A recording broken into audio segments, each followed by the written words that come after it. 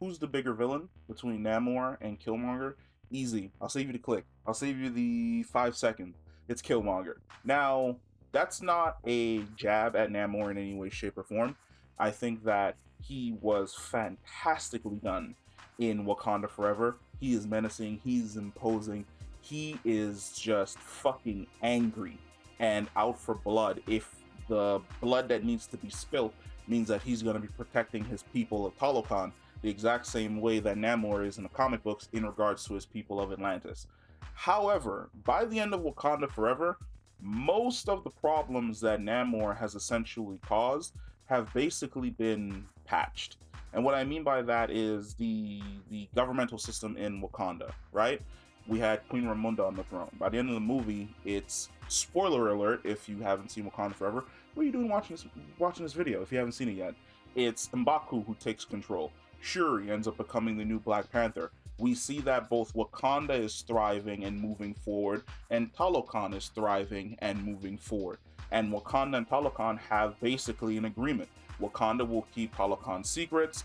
Talocan will come to Wakanda's aid in the event that Wakanda is threatened in any way, shape, or form.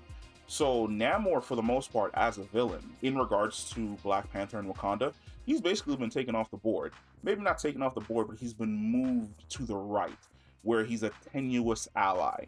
That if something pops off, he'll be there to back up Wakanda as long as Wakanda is essentially keeping to their agreement. Killmonger's problems that he caused are still affecting the MCU today, which is why I say that he is the far superior villain. Not only did he reveal the injustices that basically Wakanda had turned its a blind eye to, causing T'Challa to go against tradition and open up Wakanda to the world. In so doing, the powers that he basically wanted to destroy using Wakanda's technology have become aware of just how powerful Wakanda is and are trying their damnness to both undermine Wakanda, steal its technology, steal its resources, and cripple the once secret kingdom. Then we're talking about the absolute turmoil and chaos that he caused in everyone's life, essentially. Almost killed T'Challa. Completely destroyed the trust between Queen Ramonda and Okoye. Ends up getting Okoye's husband on his side, only to have the husband taken away, thrown in jail, and sit in jail and languish there. Completely, and I want to see if there's ramifications for this.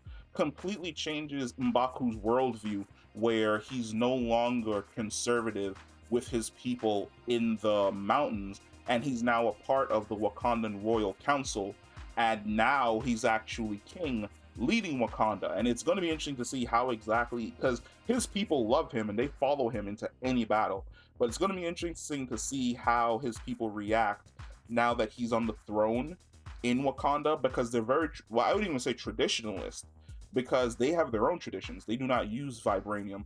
They use, I think someone in my comments said that it's wood that's grew basically around where the vibranium mounds are, so it's almost as durable as vibranium but just not as refined. No idea what kind of chaos that's going to cause. We saw when Ramonda is lashing out at Okoye for losing Shuri, that she brings up the fact that her husband was once a traitor, and this brings up the fact that there is some deep-seated mistrust amongst the members of the council and also the members of the Golden Tribe being T'Challa's family, that they basically betrayed them when Eric had essentially taken the throne. Not only that, but when Shuri makes her spirit journey, now we know that if you're a Black Panther who's full of rage and full of anger and you're pissed off, the spirit avatar that you're going to be summoning in the spirit world is going to be Killmonger. It's going to be N'Jadaka. He's going to be the one who shows up because he's interested in people who want to burn the world. Those are his Panthers. Those are going to be the ones that come to him.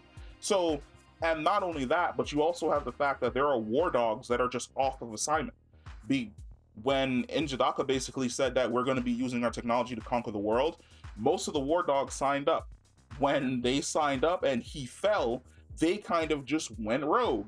So there's the chaos that Killmonger caused in Wakanda is being felt damn near 10 years later. The original Black Panther movie happens in 2016. The current one, Wakanda Forever, happens in 2025 because you have to factor in the 5-year time skip that the MCU took. From 2016 all the way to 2025, Wakanda is still feeling the aftershocks of Killmonger basically only being on the throne for like 2 weeks. Way better villain. Way better villain. Like the fact that he basically called what all of the other nations were going to do to Wakanda, and then there are people in Wakanda that are seeing these nations make these moves.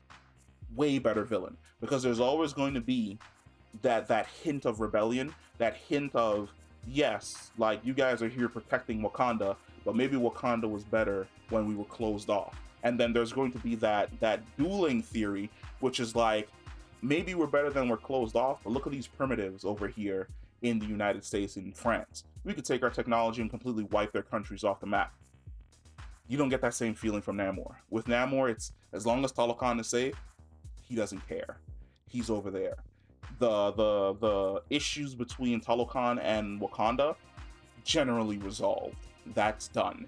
But there's always a hint, that specter of Killmonger lingering in the subconscious of Wakandans who want to be traditional, or who want to be more warlike, or who disagree with the direction the country is going, or who disagree with the leaders who saw him for the rebel that he was, and either agree with how he was basically going to take all of Wakanda, or they completely disagree, and because they staunchly disagree, they heavily disagree with the people in charge. Killmonger is the way better villain. Way better villain, because we are still feeling the ramifications of his actions to this day. If you agree, if you disagree, comment below, let me know, and I will catch you in the next one. Peace.